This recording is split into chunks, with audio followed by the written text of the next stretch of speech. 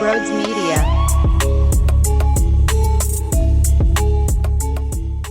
What's up, everybody? I'm way happier today than I was Friday. All right, listen, if you're new here, welcome on in.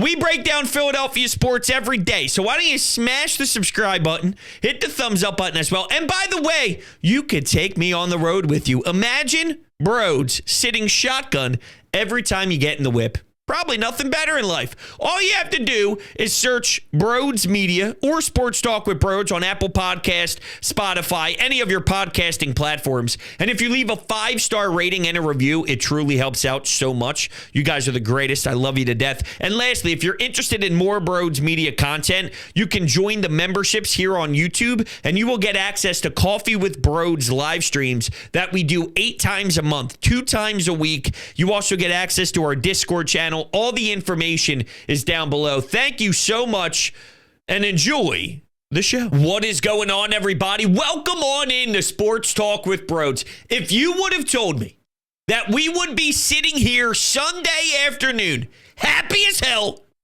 pumped up about the finish of the Mets series, I would have never believed you with how Friday started. Ew. Gross. That was fucking horrendous.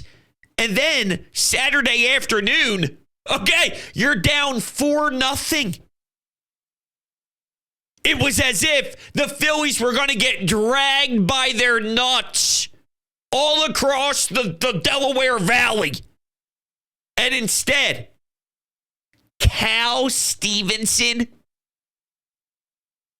is ridiculous on both sides of the diamond. He's robbing home runs to save Jeff Hoffman. And don't even get me started on Buddy.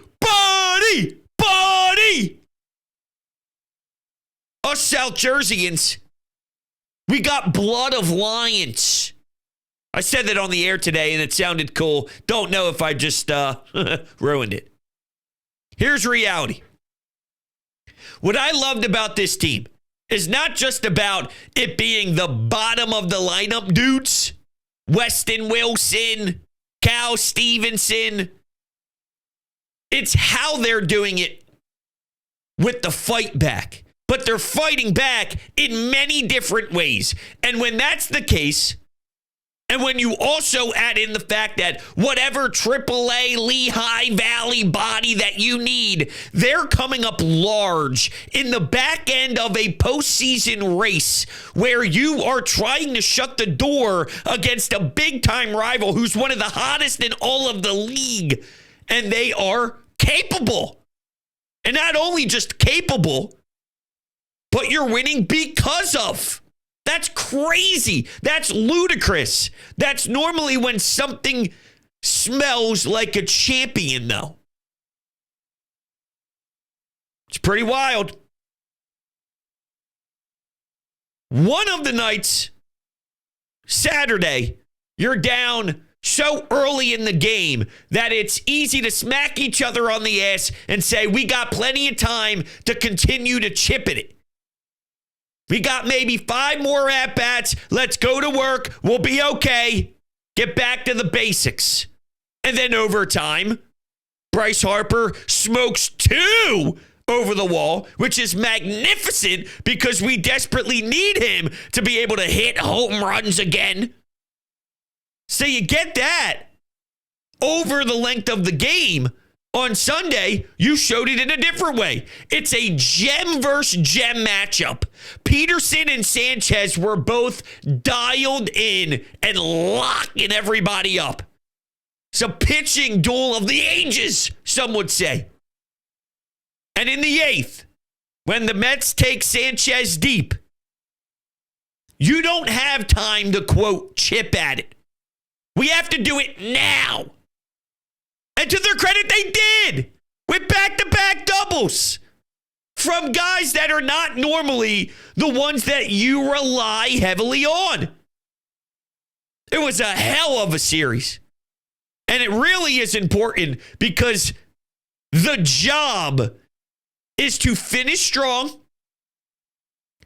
and to make a statement with the Dodgers and the Brewers that you're not fucking around. Brewers are up next. Continue this great ball. Let them know if we ever match up soon, okay? And you got to come to CBP. You're a joke. You don't stand a chance. I want the Brewers being scared shitless, thinking about if we have to run into the juggernaut that is. That's what I want this team to do. Let's get into the hot pressing topic here. Friday was horrible. Why was Friday horrible? Multiple 3-run jacks off Aaron Nola. I was on with Tom Kelly today from 4 o'clock to 7:30. We followed the Phillies and we were on until the Sunday night football game in Houston. And Tom Kelly would like the idea of Christopher Sanchez being the number 2 starter behind Zach Wheeler when the playoff begins. I disagree. And I don't think Topper would ever remove the ball from Aaron Nola's hands, even if Sanchez is pitching better than Nola is in the regular season currently. I've already witnessed Nola stink in September. You're talking 5+ ERA. And then as soon as the playoffs come around, 7 scoreless against Miami in the wild card series. That's his first start. Then there's a 5 2/3 effort with a couple of earned runs. 6 scoreless against the Arizona Diamondbacks in the NLCS. So I've already seen a proven track record just 1 year ago of when September he wasn't there. And then here comes the playoffs. It intensifies. It gets nastier. Everything is so much more crucial. And he has shown over the last 2 seasons that he has what it takes to be great. His ceiling is higher than a Sanchez ceiling. Although, to be fair, his lowness and his floor is probably extremely low. And there's more just solid structure in Sanchez. And I feel really good about Sanchez. And he is going to be your number 3. But I will rely on the experience. And the reason why you paid this man is for October. He may hit a wall like we saw him and Zach Wheeler both do 2 years running back when they went to the Houston Astros series in the World Series and went and had to face them. Yeah. But to start off, he's been insane to start off playoff runs. Even with a poor September. I don't like the fact that he's having that one blow-up inning. It doesn't make me happy to see 6 earned runs after he put a few down in a row there. But he had to work, okay? So when he had to work and his pitch count was rising and he's throwing 30-plus pitches and it's still the beginning of the early stages of the game and you wonder what's going on here, how long can he make it? He had the one blow-up inning and just is what it is. But I can put my head down at night knowing I gave the ball to someone that deserves it with a lot of veteran innings logged in. Oh, compare it to this. And I'm not telling you Aaron Nola is in the same tier as Justin Verlander or Clayton Kershaw. They're all-timers. There was once a time, though, where Justin Verlander was known as the man who can't win in the World Series. That was the title described to his name. If you are managing the Houston Astros, Justin Verlander gets the ball for game 1. I don't care that he had 3 World Series games or 2 World Series games or 4 World Series games where he got knocked around a little bit and he wasn't as sharp as the purest form of Justin Verlander is. It's Justin Verlander. He gets the ball. Clayton Kershaw. There is a known little section of fans that go, this guy in the playoffs, this guy when it matters most. Guess what? Clayton Kershaw gets the ball when the Dodgers make the playoffs, when Clayton Kershaw was more of him. That's Aaron Nola. Aaron Nola gets the ball. I don't care that Christopher Sanchez pitches better at home compared to elsewhere, and maybe that means you can push Nola away from home. No. Let's not overthink this. Ranger, unfortunately, is not part of the rotation. I don't know what this means. No, not Taijuan. No, there's nothing else. So I don't know. But I do know because there's nothing else. But it's 1, 2, 3 with Sanchez at 3. Speaking of Taijuan Walker, though, in what world, after Colby Allard allows a bunch of runs, and shame on me for being an idiot and taking the Colby Allard over in strikeouts. If you haven't realized, there is a fantastic, award-winning type of content being posted on Twitter at Brodes81. If you want to toss me a little follow, hashtag skate takes, where I am skating around my neighborhood shirtless every morning, giving you bets. And I go, well, out of his last 3 starts, 2 of them, 3.5 strikeouts would have hit. That's a 66% clip.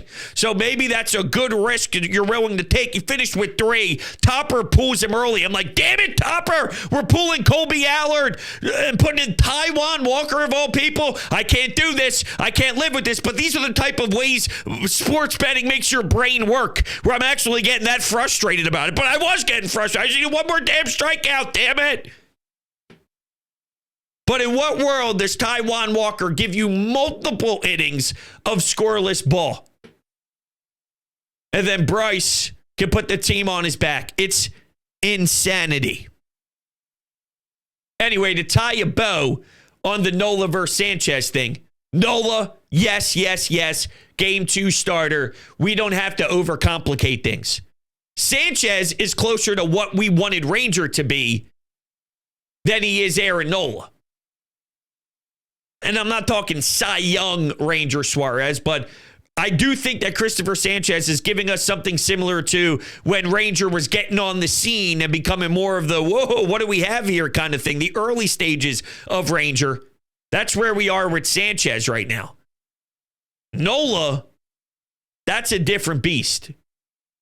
And I've seen him do it in the playoffs against great teams and great lineups. Although Game 6 in the NLCS against the Diamondbacks, not fun. Not my proudest moment. What will be my proudest moment, you ask? Great question, Brodes. Thank you. Should the Phillies wear the City Connect jerseys? Yes. Blue October is real. If there are Friday night games and you can rock your City Connect in the postseason, I don't know where they're actually at. Somebody tweeted at me and said that they already shut it down. Earlier, I heard that they did not shut it down yet, and it was still up in the air.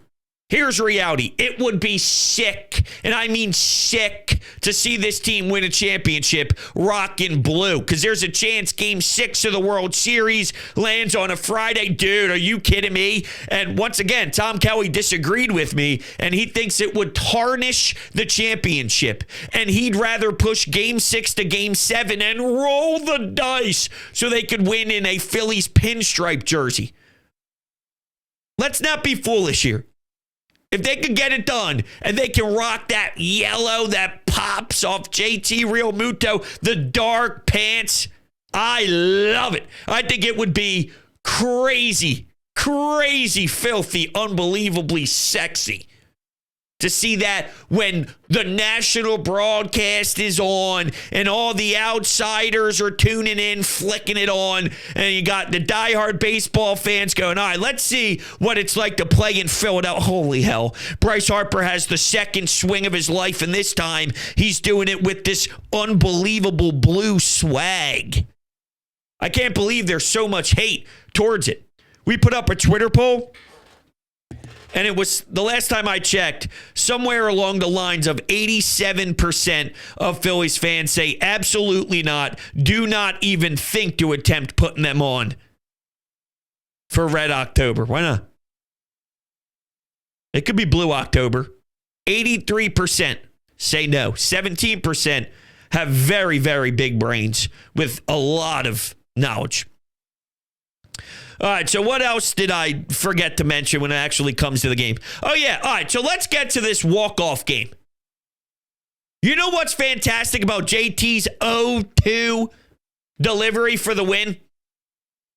Nick Castellanos fights one off, and he puts it into right field. He gets on first. My man snags second. Look, we're not talking Trey. We're not talking Bryson Stott or even Johan Rojas. We are discussing Nicky doubles. This guy's taking off when Alec Boehm strikes out, and he slides, and bang, he gets in there safe. The ball goes behind the second base bag for a little bit as it dribbles by. Dude, that was insane. You're maybe not winning that game if it's not for stealing the bag. So kudos to him. And I also want to point out that there was a fantastic defensive play for Nick when he was running into foul territory and he catches it right at the angle of the wall. Remember, in the early stages of this season, how many times would he cry about the stupid new board out in right field where the scoreboard, the out-of-town scoreboard, was screwing up his routes and he couldn't detect how close he was to the wall, and it was actually hurting your team significantly. He's been a damn good outfielder since he kind of moved over there to right field, dating back to the playoffs when he made those standard, almost trademarked ways of diving towards the front left of his body and making the sliding grabs. He's been a really good defender for you, and that's just not something that I would have thought I'd be talking about in regards to Nick Castellanos, if I'm being transparent with everybody. So it was great from that perspective. And same with the bullpen. Like, Orion Kerkering has been how good? I actually saw someone put out the comparisons between him and Mason Miller since the trade deadline, and I bookmarked it so I can share it with you. This is courtesy of Adam Aronson.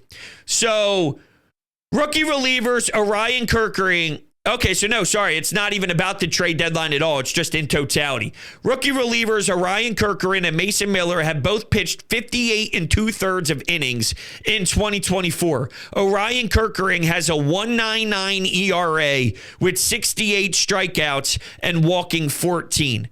Mason Miller has 15 earned runs, which is a 2.30 ERA with significantly more strikeouts in 93 and 22 walks. The ERA is lower for Orion Kerkering. How about Ruiz getting the 9th? Maybe he got a tad lucky with Jesse Winker. Jesse Winker was not happy, and reasonably so. That pitch was probably 7 feet high. I have no idea how it got called the way that it did, but I'll take it for sure. You're going to need some of them in clutch moments. Because I was trying to talk myself through, okay, how would Taijuan Walker, and this is a sick thought, by the way, but how would Taijuan Walker ever see the long reliever role, the long man role in the playoffs? And I just don't know if that would be the case, because if you can get at least, and I'm saying if this is a bad start from someone, 3 or 4 innings, wouldn't the 5th be some combination of Ruiz, Kerkering? That gets you the 5th, the 6th. You got Strom, you got Hoffman, you got Estevez, you got Alvarado, seems to be turning it around. So there's, 7 names or so? If your starter gets through 4 and allows 4 earned runs and you got to go to the pen, you 5, 6, 7, 8, 9. How bad would it be to have to use Taijuan Walker? Only if you're getting blown out by 30 runs and you want to save arms so you don't have to use one of your useful arms and you're essentially punting. But that's what the role would be. The role would be some version of punting. Other than that, you won't probably see Taijuan Walker at all unless, I don't know, something so outrageous goes down. There's also a conversation on who's going to be keeping their respected spots on this team. I'm fascinated to see how the Austin Hayes thing works in. I mean, if you're looking at some role players that are all battling for a very limited amount of roles, I think Cody Clemens has separated himself from the bunch, and he seems to be a reliable bat that knows how to be prepared for this. And also Weston Wilson probably. So the whole Austin Hayes thing is fascinating to me. The Buddy Kennedy thing, just a cool story more than anything else. Some of the broadcast on the radio was mentioning how detailed his approach was and how much he was battling at the plate, thinking about the way that he was approached earlier in the game and some of the pitching sequences and the amount of detail and preparation for that at-bat. And I just think it's very interesting to see some of these lesser guys. I hate to use that word because they're here for a reason. One thing you never know about is who is going to be in the batter's box when the most important time is here. It's not basketball where you can find Joel Embiid and say it's the fourth quarter with a couple minutes to go. It's your time. Please bring us to the promised land. It can be Johan Rojas in the fourth inning, as we saw in a previous postseason. It could be a Weston Wilson that's needed desperately, or a Cody Clemens in a rare gotta have it type of at bat where you're desperate and you try it. And you know what I mean? You never know. When it came to the Boston Red Sox, it was Steve Pearce. When it went to the Atlanta Braves, the year where everybody got banged up and Double-A started to pick up the phone at the deadline to bring in every new outfielder and their mother, it's Rosario, it's Jock Peterson. There's multiple different names that had clutch playoff moments, and that is a sign of a deep team. And something that we have here now is almost trying to choose who will it be over a couple of different options. What a world. What a world. I think it's probably hard, though. Maybe once you take the field and you take the diamond, all the nerves go away. But if you're Buddy Kennedy and you know you're playing in front of 40+ thousand, being growing up and being in the area, being in South Jersey, think about how crazy of a moment that is for you. And you're looking to your left, it's Bryce Harper. You're looking to your right, it's JT Realmuto. You're looking at all these teammates, these athletes that are now pulling for you and sitting right next to you like that, and you have one of the biggest at-bats in your life, in your entire life, and the whole crowd is chanting your name, shouting your name. I can't even talk right now. I don't know what happened. I'm hitting a wall. It's been a long day. I feel like I've stuttered the last 7 minutes, so I apologize. One thing I guess you could point out before we start taking anytime hotline calls is once JT Realmuto got up to the plate, would it have made sense, since Nick already stole second, to put him on first and face Weston Wilson? Even if he hurt you previously, it's JT Realmuto or Weston Wilson. I think I would take my chances since you already have the winning run in scoring position. First base is a free base. I thought even earlier in the game when Rojas used his bunt to get Buddy Kennedy over to third, Kyle Schwarber was up at the plate. Kyle Schwarber's always a threat. He's always a scary dude. Why not maybe put him on and go after Trey Turner or something else? Just for whatever it's worth, I do wonder if it's reasonable to attack Kyle Schwarber. It ended up panning out, just like the Ruiz thing in the ninth. I guess you can question it all you want until you see the final results, and if it works, you say, all right, I guess the manager knew something that I didn't know. But that's sort of what I saw in these three games. Did I get everything? Friday was unbearable. One of the most pathetic efforts I've ever seen, ever. And for you to face your biggest rival like that at home, I would have demanded for them to respond the way they did. And they did, to their credit. But how they finished is what I would have said when they were down 4-0. You better shut the fuck up. You better go out there, fight back, win this game too. Weirdly, you lose the game with Nola, who was terrible. You win the game with Colby Allard and Taijuan Walker. Makes no sense. But buckle up. Grow up, grab your sack, and let's go play some baseball. Finish this thing out strong. And that's what we got. And they did it in multiple different ways. I want to play a few audio clips for you first before the Anytime Hotline. Here's Buddy Kennedy and how it sounded on NBC Sports Philadelphia to tie the game up in the eighth. 2 strikes, Peterson's pitch. Swung on, hit deep down the left field line. That's going to tie the game. Buddy Kennedy delivers. Wilson will score. Back-to-back doubles, and we're tied up at 1. Nice. And I would say this, that him thinking going to right field probably put him right on that off-speed pitch. Ball was down. It wasn't a bad pitch. It But once you get 2 strikes on you, I mean, I know you want to move. It feels like October, doesn't it? It sounds like October. That place is rocking. That place is going nuts. And I have to be honest with you. I did feel so much rage in my blood Friday night and even into Saturday morning until I watched them win with Bryce Harper's bombs. That's what maybe got me to come alive a little bit, maybe came alive a little bit. So reality is, I'm starting to feel the moment intensify. I'm starting to feel the games have deeper meanings. It's just the tickle. The undercarriage is getting tickled. We're almost there, though. Here's what the JT Realmuto walk-off on the 0-2 count sounded like. 0-2 the count. Diaz delivers. And JT hits one in the gap. Right center. It'll win the game. Castellanos will score. And the Phillies beat the Mets on a walk-off by JT Realmuto.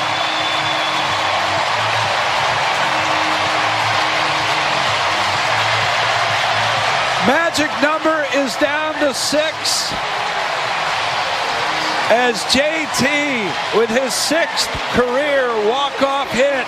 I hope all those stupid Mets fans who drove down 95 thinking after game 1 on Friday that they would just enjoy smacking us around. How stupid do you feel? Okay? How dumb do you feel? I hate seeing blue and orange in my stadium. The only blue allowed at CBP is the outstanding Blue City Connect jerseys that they're going to be rocking rightfully in the postseason, winning the hardware. Other than that, get that stupid blue and orange out of my face. The biggest losers ever in the world. I can't stand them. And the amount of dumb Mets fans that keep reaching out to me about Francisco Lindor not being healthy, and that gave us an advantage. And then they tried to play him in the final game. He runs to first base. He gets pulled early. Now he has to get an MRI, so the Mets are awaiting any sort of information on that.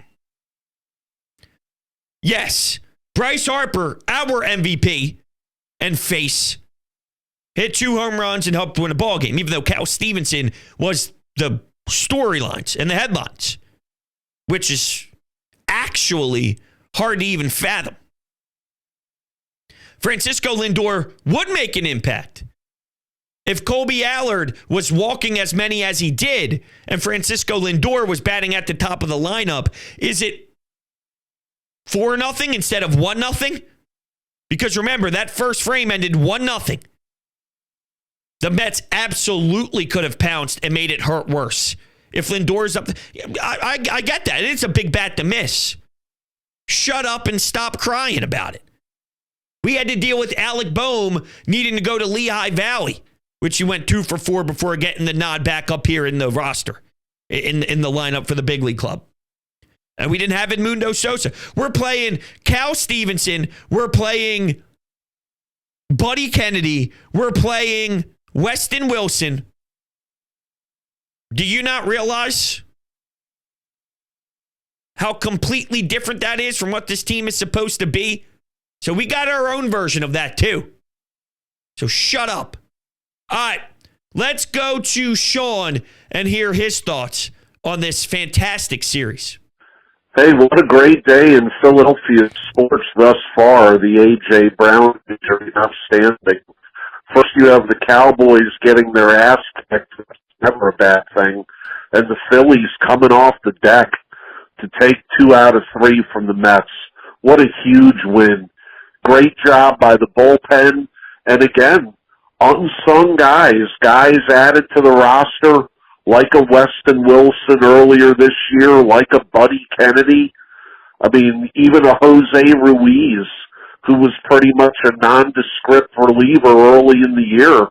Big time, effort at the end. And JT in an 0-2 hole with 2 outs in the 9th, driving in the game winner. Great day. I wish the Flyers had another rookie game tonight. If Mitchkov could score again, that would be great. But, hey, a Dallas loss and a Phillies win isn't a bad thing either. No, not at all. And it was actually on pace for this to get so ugly that I was wondering on Saturday early evening if they were going to get swept. And if they got swept, not that it would absolutely definitely happen, but that 4-game series against the Mets make it that much more interesting. It makes you more uncomfortable. The sphincter's probably getting tight. So, okay, this was a big series to win, just to shut the door in the division world. Now, there's still a goal. And it's a big objective. And the Brewers, you can shut them down. You can do similar to what I just mentioned with the Mets in the division with the, I almost said NFC, sorry, with the NL and the National League, with the first and second seed concept. Make it hurt for the Brewers. Make them know that we're different than you. You're not as close as you think you are. Reese, we're happy for you, kid. You know what it's like, though. You're not coming into this town. No.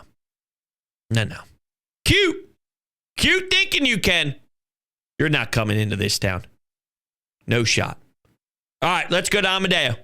What a goddamn roller coaster of emotion this 3-game series was. By getting absolutely destroyed on Friday, Aaron Nola implodes, which was goddamn ugly, and it was just an ugly game to begin with.